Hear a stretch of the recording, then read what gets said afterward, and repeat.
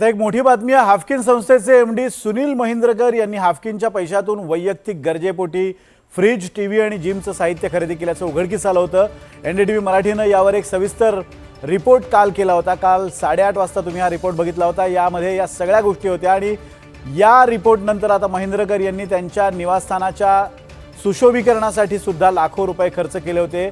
सामाजिक कार्यकर्ते विजय कुंभार यांनी या प्रकरणाला वाचा फोडल्यानंतर सुनील महिंद्रकर यांनी तातडीनं या सर्व वस्तू हाफकिन संस्थेत पाठवल्या आहेत। कालच्या एनडीटीव्ही मराठीच्या दणक्यानंतर महिंद्रकर यांना अखेर जाग आली आणि त्यांनी जिमचं साहित्य एका गाडीत भरून पुन्हा एकदा हाफकिन संस्थेच्या व्यायामशाळेत पाठवलेलं आहे। ही दृश्य आपण बघतोय। विजय कुंभार यांच्या ट्विटवरून ही दृश्य घेतलेली आहेत। विजय कुंभार स्वतः आपल्यासोबत याविषयी बोलण्यासाठी आहेत।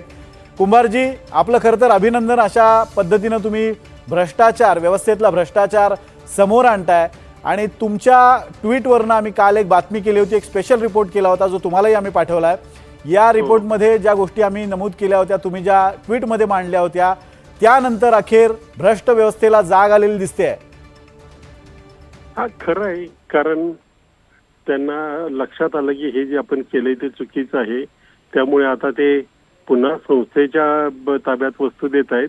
पण याने काही त्यांनी केलेला गुन्हा लपत नाहीये, उलट ही गुन्ह्याची कबुली झाली अगदी। आणि त्यांच्याबद्दल इतर काही ज्या गोष्टी आहेत आम्ही मांडलेल्या आहेत त्याची चौकशी आता शासनाने केली पाहिजे। आणि याच्यामध्ये खरं तर म्हणजे पैसे लुटण्याचा प्रयत्न झाला, लुटले गेले आणि आता ते परत आणून ठेवलेत।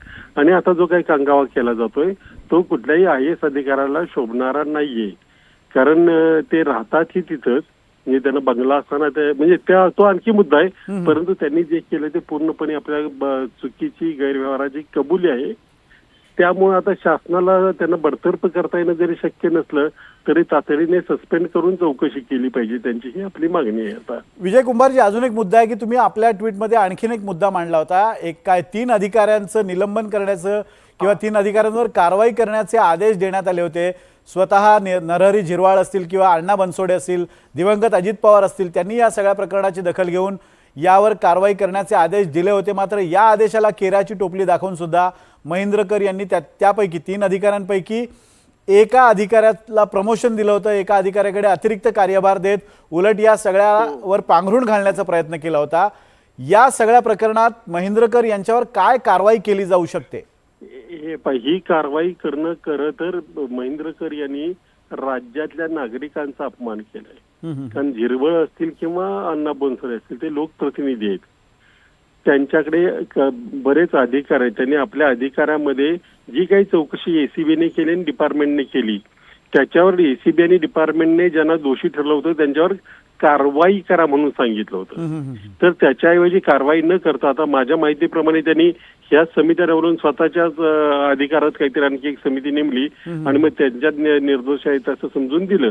म्हणजे हे प्रशासनाचा एक अधिकारी निवडून आलेल्या लोकप्रतिनिधींना विचारत नाही, ज्यांच्याकडे अधिकार आहेत, जे मंत्री आहेत, जे विधानसभेचे उपाध्यक्ष आहेत, त्यांच्या आदेशाला किंमत देत नाही। हा प्रशासनाने सरकारमधला आता एक संघर्ष होऊ शकतो, कारण अशा पद्धतीने सरकारचा अपमान करणं म्हणजे राज्याचा अपमान आहे, राज्याच्या जनतेचा अपमान आहे।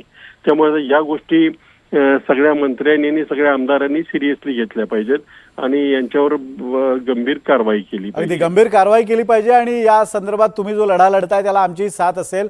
अशा पद्धतीनं ज्या चुकीच्या गोष्टी होत आहेत एनडीटीव्ही मराठी त्या माध्यमांच्या मार्फत समोर आणण्याचा प्रयत्न करेल। धन्यवाद कुंभारजी दिलेल्या अपडेट्सबद्दल। आपण बघतोय की अतिशय धक्कादायक असा हा सगळा प्रकार आहे आणि खाजगी सोयीसाठी सार्वजनिक निधीतून काही गोष्टी खरेदी केल्या होत्या आणि ज्यावेळेला त्याची बातमी एनडीटीव्ही मराठीनं दाखवली, सामाजिक कार्यकर्त्यांनी त्या संदर्भात जेव्हा आवाज उठवला तेव्हा या IAS अधिकाऱ्यानं या सगळ्या वस्तू पुन्हा एकदा हाफकिन इन्स्टिट्यूटमध्ये परत पाठवून दिलेल्या आहेत। मात्र आता यावर कारवाई होणार का हे पाहणं महत्त्वाचं असेल।